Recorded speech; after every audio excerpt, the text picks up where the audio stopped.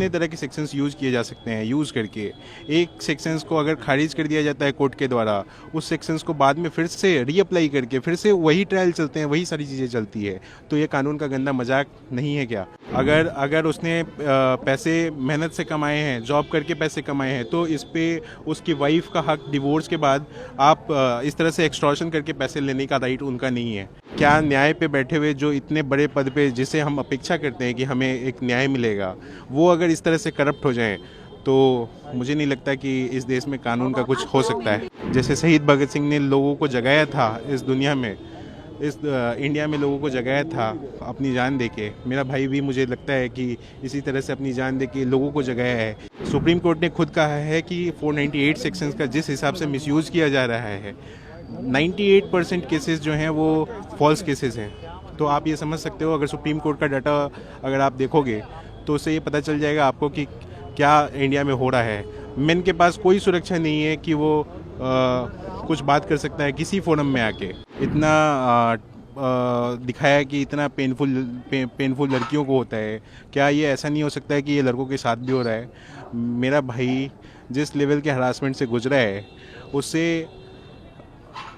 सभी को, उसके जैसे लोग जितने भी आज के इंडिया में जितने लोग उसके जैसे हैं और जितने फॉल्स केसेस लगाए जा रहे हैं इंडिया में, सिर्फ इस लॉ को यूज़ करके, निर्भया केस के बाद लॉ को इस तरह से प्रेजेंट किया गया है और उसी चीज़ का वो कानून जो है उसी चीज़ का मजाक उड़ाया, कानून में उसी चीज़ का मजाक उड़ाया जा रहा है। उसी चीज़ को का फ़ायदा उठा के मेन के ऊपर मतलब फॉल्स केसेस डाल के जितने तरह के सेक्शंस यूज़ किए जा सकते हैं यूज़ करके एक सेक्शंस को अगर खारिज कर दिया जाता है कोर्ट के द्वारा, उस सेक्शंस को बाद में फिर से रीअप्लाई करके फिर से वही ट्रायल चलते हैं, वही सारी चीज़ें चलती है। तो ये कानून का गंदा मजाक नहीं है क्या? मैं ये पूछना चाहता हूँ। अतुल ने कभी इस चीज़ की चर्चा की थी परिवार में आपसे, या भाई थे, माता पिता से, किस तरीके से उन्हें टॉर्चर किया जा रहा है, पैसे की डिमांड की जा रही है, एक्सटॉर्शन किया जा रहा है, क्या कभी भी चर्चा होती थी कभी भी? सर, उसका ये मानना था कि मेरे पैसे कमाए हुए पे अगर मैं गलत हूँ तो किसी का हक होना चाहिए, अगर मैं गलत नहीं हूँ तो किसी का और का हक नहीं होना चाहिए। अगर उसने पैसे मेहनत से कमाए हैं, जॉब करके पैसे कमाए हैं, तो इस पे उसकी वाइफ का हक डिवोर्स के बाद आप इस तरह से एक्सटॉर्शन करके पैसे लेने का राइट उनका नहीं है। अगर आप जेन्युइनली अगर डिवोर्स में होता, जेन्युइनली केस होते सेटल, इवन इसमें तो उसने जज को भी इसमें बताया कि कैसे जज जो है उसे पैसे मांग के कह रही हैं कि 5 लाख रुपए आप दोगे हमें तो हम ये केस सेटल डाउन करेंगे, और नहीं तो आपके और आपके फैमिली को सबको हरास करेंगे। तो ये क्या न्याय पे बैठे हुए जो इतने बड़े पद पे जिसे हम अपेक्षा करते हैं कि हमें एक न्याय मिलेगा, वो अगर इस तरह से करप्ट हो जाएं तो मुझे नहीं लगता कि इस देश में कानून का कुछ हो सकता है। इतने परेशान थे, अब क्या उम्मीद कर रहे हैं, क्या न्याय मिलेगा, क्या उम्मीद कर रहे हैं? सर, उसने खुद से ही सुप्रीम कोर्ट ऑफ इंडिया को मेल लिखा है, उसने खुद से ही राष्ट्रपति जी को मेल लिखा है। तो मैं इतना भरोसा करता हूँ इस न्याय व्यवस्था पे कि सुप्रीम कोर्ट सुमो मोटो कुछ या तो कमेटी बना के या फिर कुछ खुद से ही संज्ञान लेके इस चीज़ पे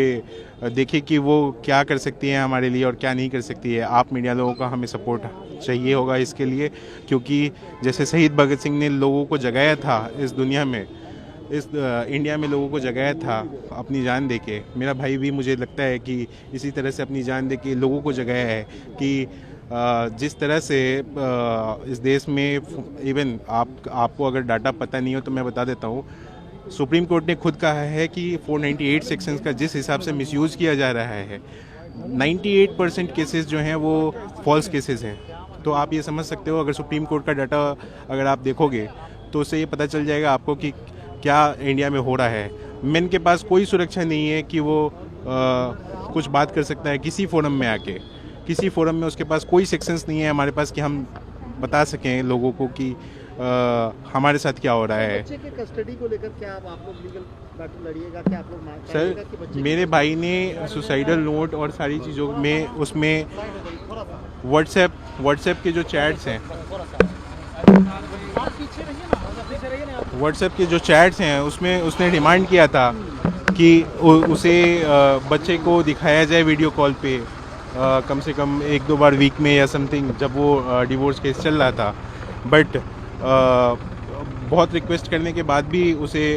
कभी वीडियो कॉल पे चैट नहीं करवाया गया, कभी दिखाया नहीं गया। इसका भी उसने चैट प्रूफ लगाया है अपने उस जो भी उसने डॉक्यूमेंट्स भेजे हैं।